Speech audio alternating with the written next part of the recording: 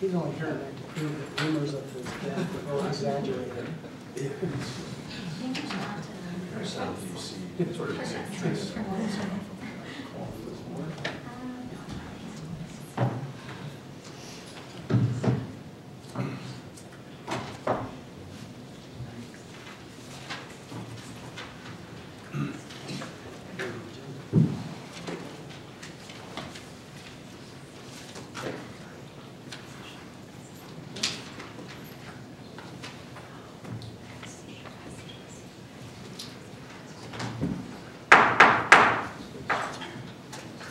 I'd like to welcome everybody to the December meeting.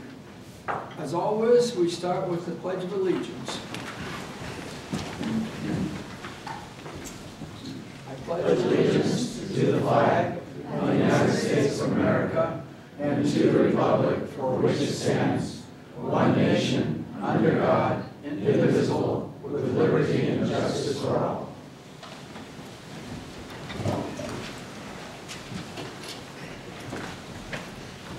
May I have the roll call, please? Councilmember Carlson? Here. Councilmember Lewis? Present. Councilmember McKeithen? Here. Vice Mayor Widmer? Here. Mayor Dowdy? Here.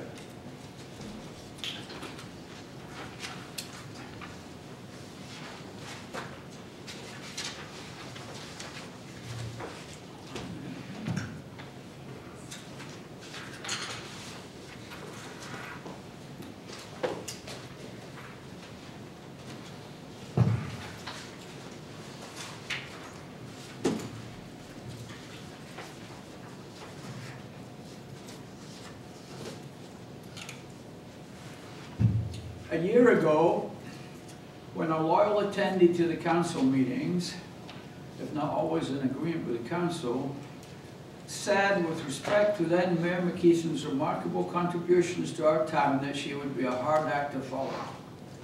Little did I know just how hard.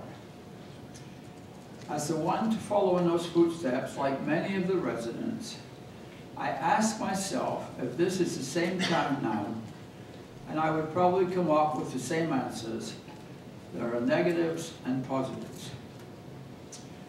Since joining the council, not just as my year as mayor, I would have to say that my primary goals, which I felt were imperative if anything was going to be accomplished, were financial stability and doing things rather than pontificating about them. I was instrumental in pushing a vote to shorten the council meetings in the hope that more people would attend. Unfortunately, that did not last. Well, we completed much in spite of that, and I think I still have the record for the shortest council meeting ever. Having lived in Atherton for a mere 18 years, I'm a relative newcomer. Despite that fact, I have been active enough to witness the difficulty there has been in running this town like a successful business.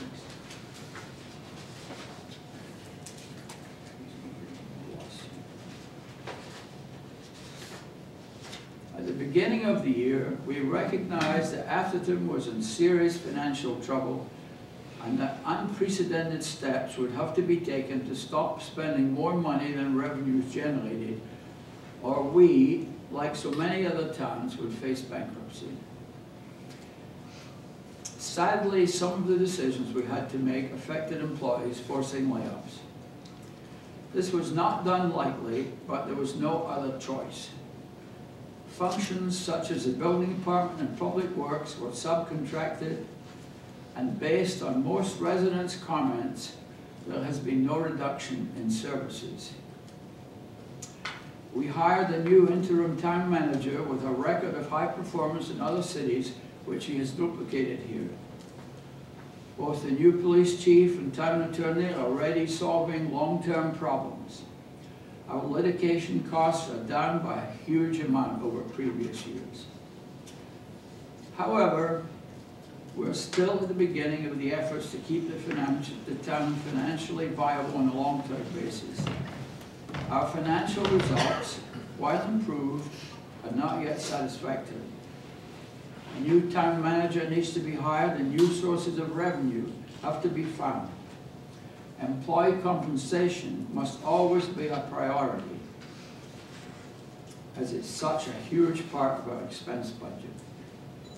Furthermore, agreements must be reached to resolve contentious issues such as the building of a new library in town centre. Many of our current problems result from the past hiring of less than first-class employees, in some cases with too little accountability to justify their salaries. As I commented, when I commenced my mayoral duties, we were seeing the town losing $1 million per year, depleting our financial reserves in a totally unacceptable way. The council also decided to eliminate a major source of revenue, the road impact fee, even though most neighboring towns have a similar fee. That decision was a result of questionable advice from our previous attorney. Residents only see the tip of the iceberg regarding the amount of time and work council members deliver. I could spend an hour going into details about the work done in high-speed rail, recology, the new library, and budgeting, to name a few of the demanding jobs in which council members have participated. Few residents are aware of the magnitude of the job and sadly fail to contact council members to discuss issues in a timely fashion, thus leading to last-minute dissension within the council. Without a doubt, one thing that energizes the council and deserves the gratitude of all residents is the number of dedicated and capable volunteers who serve on the many essential committees. As I have said before about some of them, if we had to pay them, we couldn't afford the expense. To our volunteers, heartfelt thanks. In closing, I want to thank all of the council members and our present staff for their dedicated efforts in what can only be described as a turbulent year. As I hand over the gavel to the new mayor, I am determined to devote my best efforts to unifying the town, as I am confident the other council members will also. Thank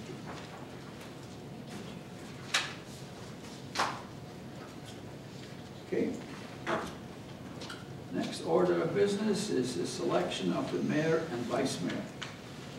Teresa?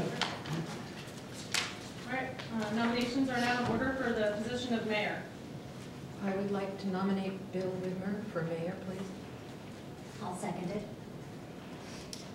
I have a motion and a second for Bill Widmer. Are there any further nominations? Hearing none, nominations are closed. I'll take a vote on the nomination for Bill Widmer for office of mayor. Everybody in favor? Can we have a vote for the office of mayor? All in favor? Aye. You're unanimous. Nominations are now in order for the position of vice mayor. I'd like to make a nomination for vice mayor. And, you know, I've given it a lot of thought and taken a lot of consideration, and I think that there's a situation with fairness, and there's also a situation with effectiveness. After talking to a number of people within the town and considering a number of things, I know I'll disappoint some people, but I think I've come down on fairness, and I'd like to nominate Elizabeth as the vice mayor. I'll second the nomination. I have a motion and a second for Elizabeth Lewis. Are there any further nominations for the office of vice mayor? All in favor of Elizabeth Lewis as vice mayor? Aye. Aye. Okay, well, Bill. Congratulations, you will.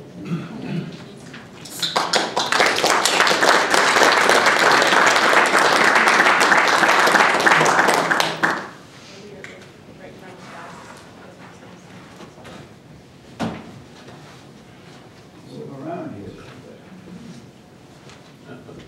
You motion. You want to raise your right hand? I state your name. Elizabeth Lewis, Do you do solemnly swear that I will support and defend that I will support and defend the Constitution of the United States the Constitution of the United States and of the state of California and of the state of California against all enemies, foreign and domestic, against all enemies, foreign and domestic, that I bear true faith and allegiance that I bear true faith and allegiance to the Constitution of the United States to the Constitution of the United States and of the state of California, and of the state of California, that I take this obligation freely that I take this obligation freely without any mental reservation or purpose of evasion, without any mental reservation or purpose of evasion, that I will well and faithfully discharge that I will well and faithfully discharge the duties upon which I'm about to enter. the duties upon which I am about to enter.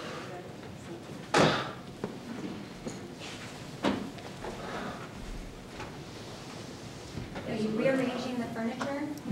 I'm rearranging your seating All my position things, you're, because of, you know, we're going to books. oh my goodness, that's so nice, thank you. Okay, so thank you. I had a couple of comments I was going to make real quickly. I couldn't find them.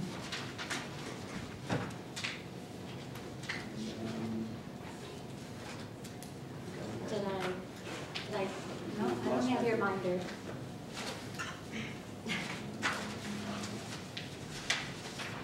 Bear with me for 1 second, I apologize.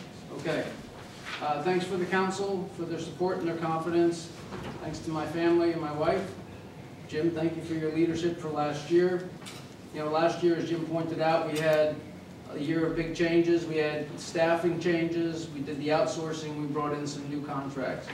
This year needs to be a year of settling things down, gaining some efficiencies, bringing some permanency back, and getting back to black financially. We need to pay more attention to detail in our operations and ensure that our policies and procedures are followed. In addition, we need to fill all of our interim positions.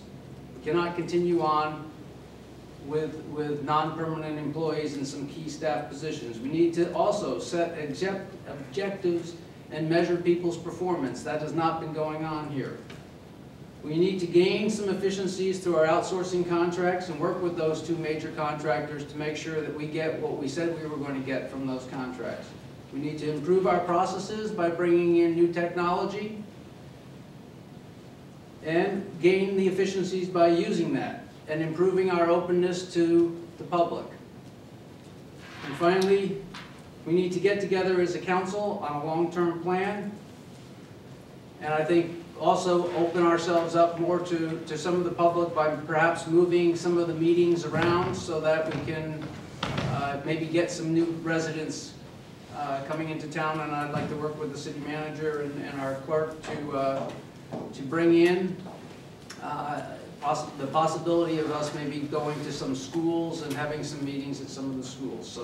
So with that, we'll move on to the next phase of the meeting.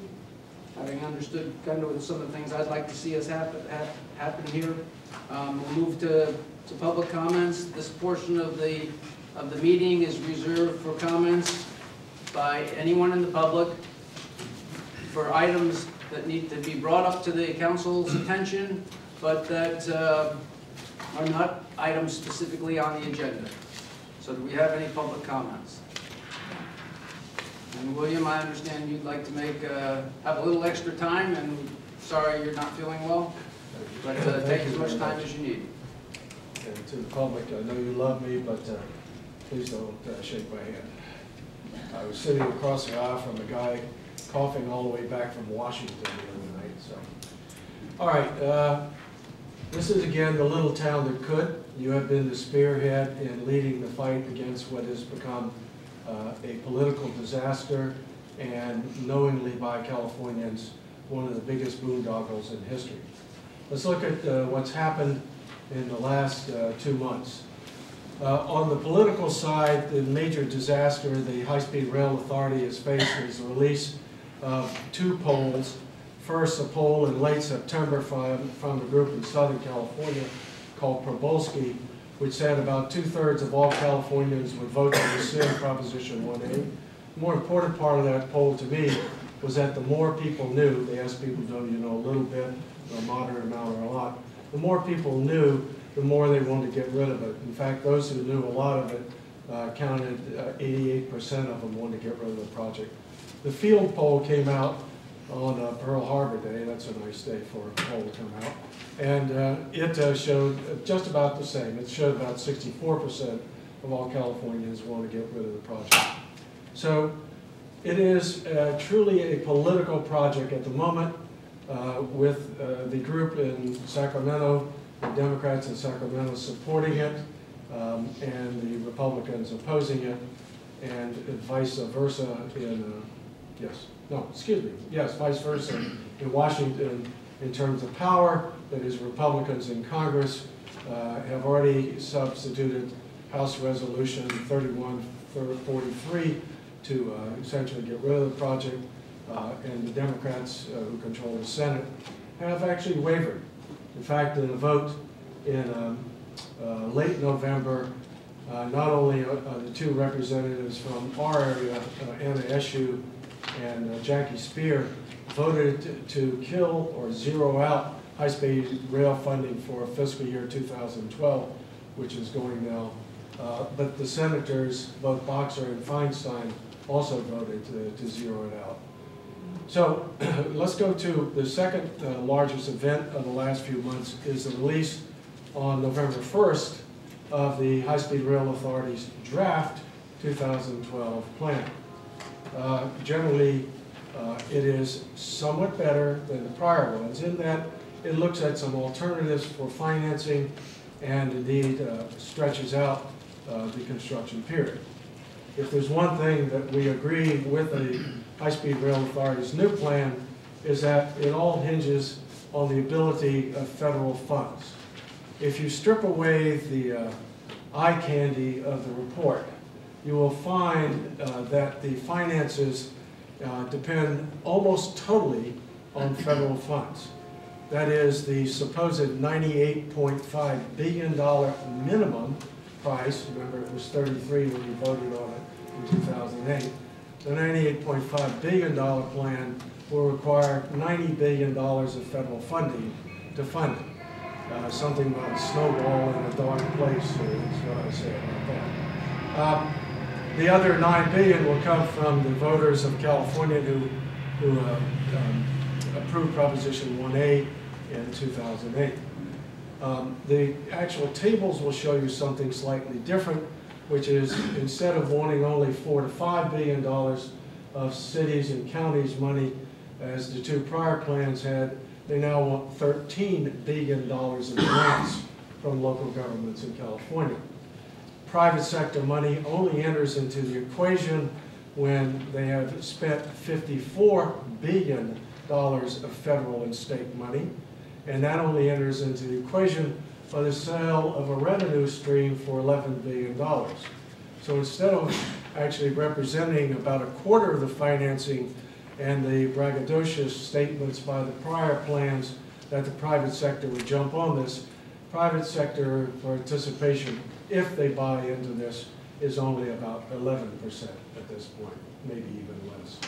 Let's take the numbers 98.5 to 117 billion, which are their range of estimates. It's a fraud of a type. The 98.5 billion, if you take it at 3% interest, is a structured finance that goes out through the year 2055. If you bring that back at 3% interest, 3% compound interest per year, what you'll find is that today's prices would actually be $66 billion. $66 billion to you who have actually been taking the time to read our snoozing reports. There's a number we came up with in March of this year, $66 billion. And we were called liars. We were told by Mr. Diradon that we had no authority to speak on this, but some 8 months later we were proven right.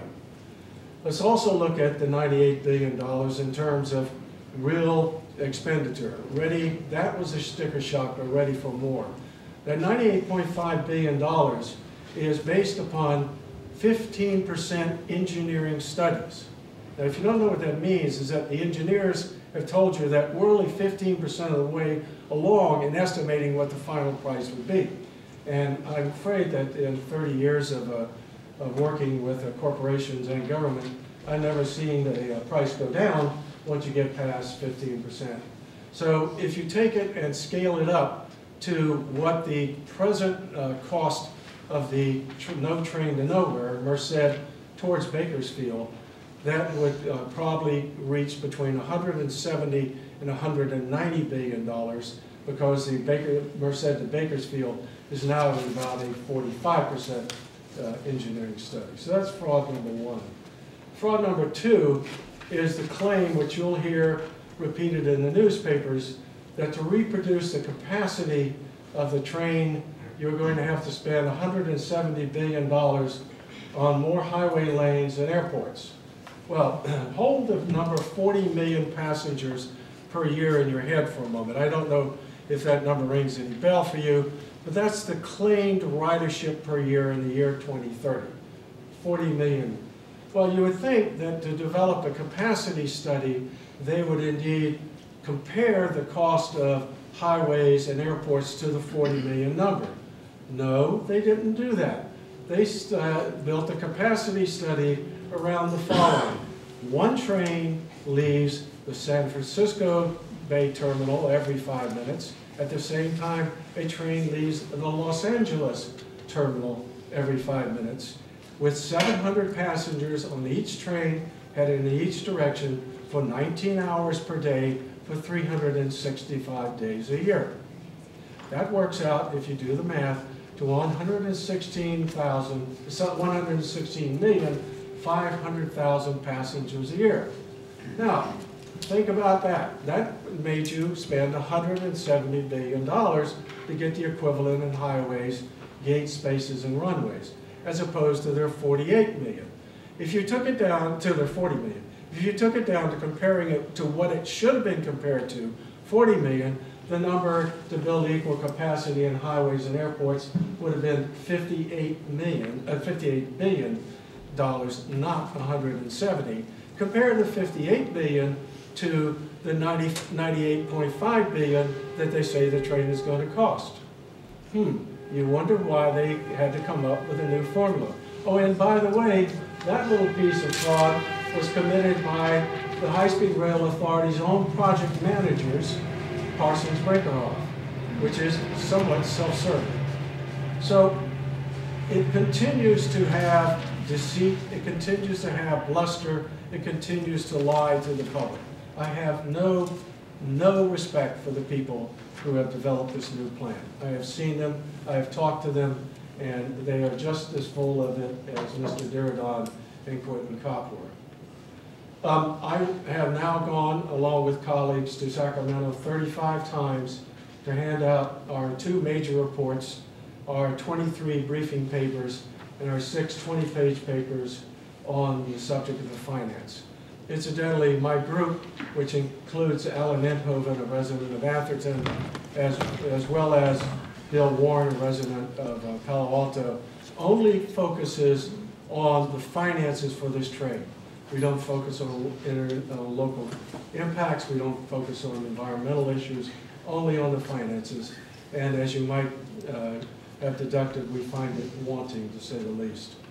I went to Washington last Tuesday to brief congressmen on Wednesday and Thursday morning for the hearing that was held under the auspices of the Congressional, that is the House of Representatives, Transportation Committee, in which Elizabeth Lewis of Palo Alto, Californians advocating responsible rail design, gave a very, very good talk. Kudos to her. She managed to get the High-Speed Rail Authority board members in there extremely, excuse my French, pissed off. That was a very watershed moment, because the authority is accustomed to going to Sacramento and having the fawning legislature listen to them and ask them softball questions. They got very hard questions out of both the Republicans and the Democrats last Thursday, so much so that the chairman had to gavel down some of the responses by the authority and its supporters. So it ain't over till it's over, but you know, I can hear the fat lady in the wings singing, So we are making progress, and again, I want to thank this little town, as the little town that could, for standing up and saying what it did over nearly 3 years ago now, yeah, over 3 years ago, as has been now repeated by, most importantly on Monday, by the Palo Alto City Council in voting its lack of confidence in the future of this project. Any questions? Yeah, thank you. I'd just like to say again, thank you, William, for the great job you've done. It's marvelous the amount of time that you put in and effort and whatnot, and the impact it's had in both Sacramento and Washington, D.C.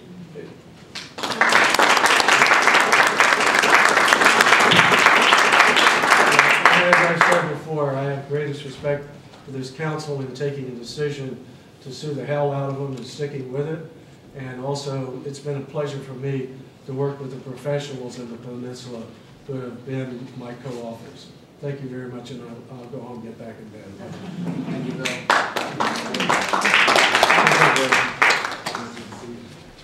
Are there any other public comments? Okay. Seeing none, we'll close the public comment section and we'll move on to item 6 on the agenda, which is the city manager's report. No comments unless you have questions. I guess we just want to know how you're doing. Great. Feel great? Welcome back. Thank you very much. Any public comments on the city manager's report? Okay, no problem. So then we'll move on to the consent calendar. So here in the consent calendar, there are a number of items, and we'll ask first the council whether or not they'd like to remove any of these consent calendar items, and then from there, see if there's anybody in the public that would like to have one moved. So we'll start with Jerry. I'm fine. I'm fine. I just have one clarification and a question on item 11, very quick. It doesn't have to be pulled. Okay, let's find out what the rest are, and we'll do the questions. Kathy? I'd like to pull item 12, please. Okay, and I'd like to discuss item 10. I have a question on 13. And I'd like to make some comments on 17, so we might as well pull that as well. Is anybody from the public like to pull any items? Okay? So, yeah. Should I just Yeah, you do my want, question? let's do the questions real quick. So my question has to do with item number 11 and relating to item 17. Maybe we should put item number 17 before item 11. And then the question was the former finance director, was she contacted, or did she have any input in your report for clarification of item 11? That was just a quick question.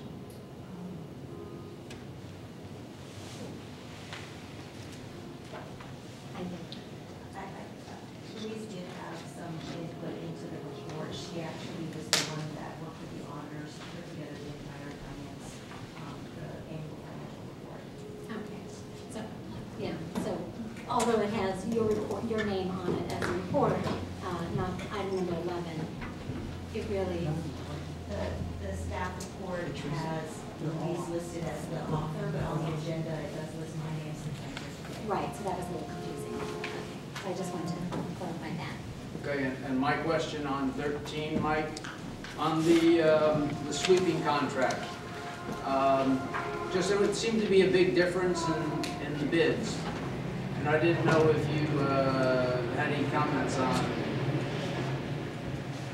why there's such a, there's $9,000 difference in the bids.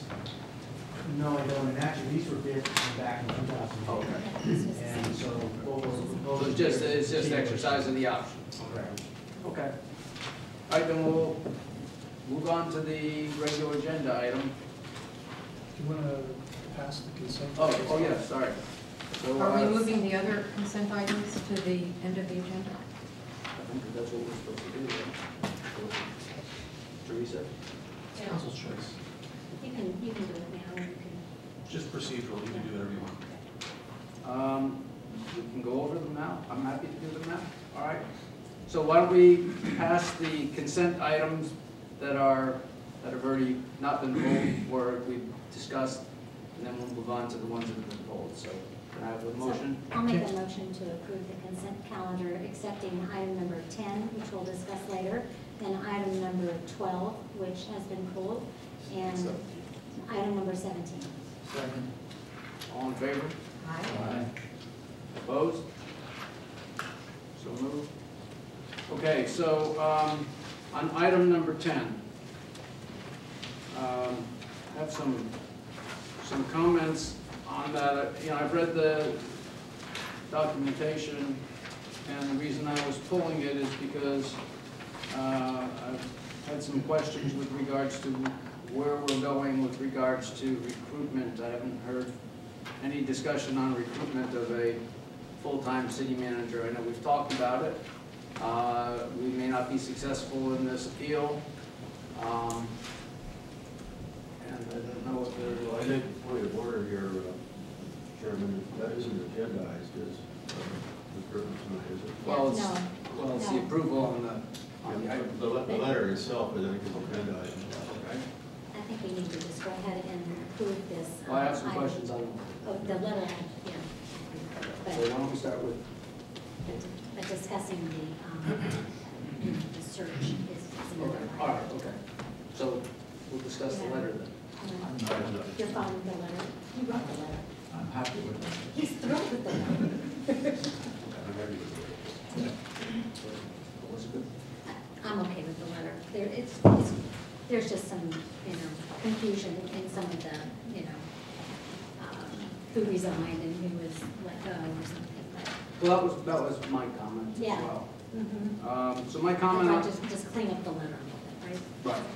Right. I think we need to clean up the letter and make it 100% bulletproof with regards to the proper facts.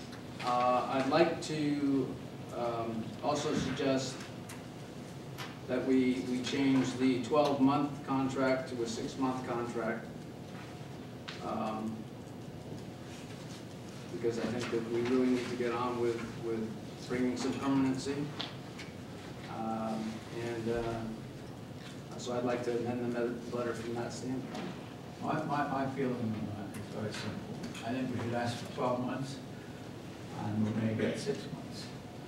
If we ask for 6 months, we may get 3 months. So I see nothing wrong with asking for 12 months. And my feeling is that, we ask for 12 months. If we hire a new city manager and first 2 weeks after that's approved, so be it. But otherwise, I think we ask CalPERS for the 12 months and see what they say. This does not commit us to a full 12 months, That's correct. right? No, I understand. I concur with the Councilman Dobby's comments. So do I. We can have a motion to move forward with this, pending I'll make a cleanup motion. of the letter. I'll make a motion to approve item 10. I second. I'd like to just make an amendment that there are some facts that need to be cleaned up in the letter to the PERS people that we'd like to clean that up. So could we do that now, or time out? You can, but we should have public input before we, Fine, That's okay, fine. before we vote. Before we but- vote, Yeah. you got a motion on the table. Usually you do it first, but you can certainly do it this Well, why don't we have public comments? Sorry. So are there public comments on the extension or the request to CalPERS for potentially extending up to 12 months the contract with our interim city manager? Are there any comments? Okay, we'll bring it back to the council then. So I think there's a motion on the table that we would approve this letter with appropriate amendments that I don't know if we need to do here. Yeah, Mr. Mayor, if they're gonna be substantive, if we should do them here so that if there are any issues about what is factual or not factual, we could, it's kind of tough to leave that to staff. Right. What Do you are want the to say which one specifics? your Yeah. specifics? It's just, Okay.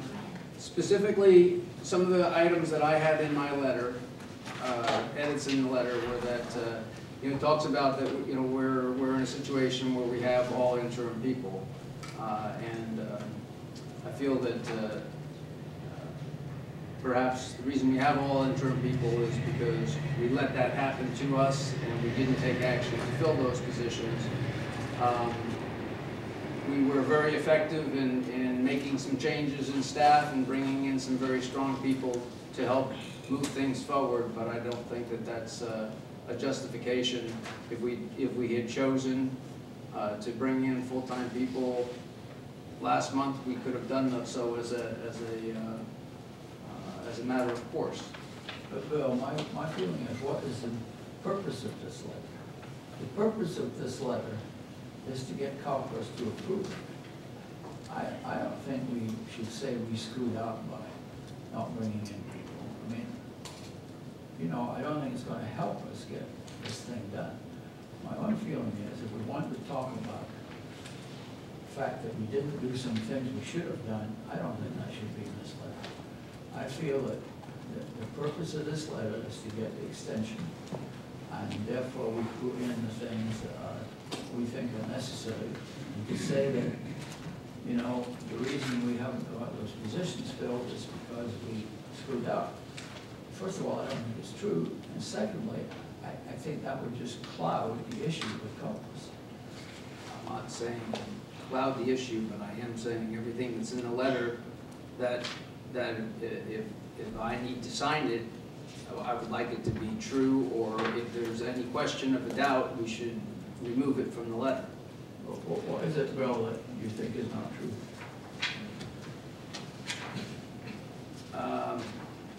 I don't believe that, the situation has been deteriorated, and so that, and then we've been left here with all brand new contract employees as if that happened. I think that we could say that we've had a changeover. I think we could be a little softer with our analysis of the current situation.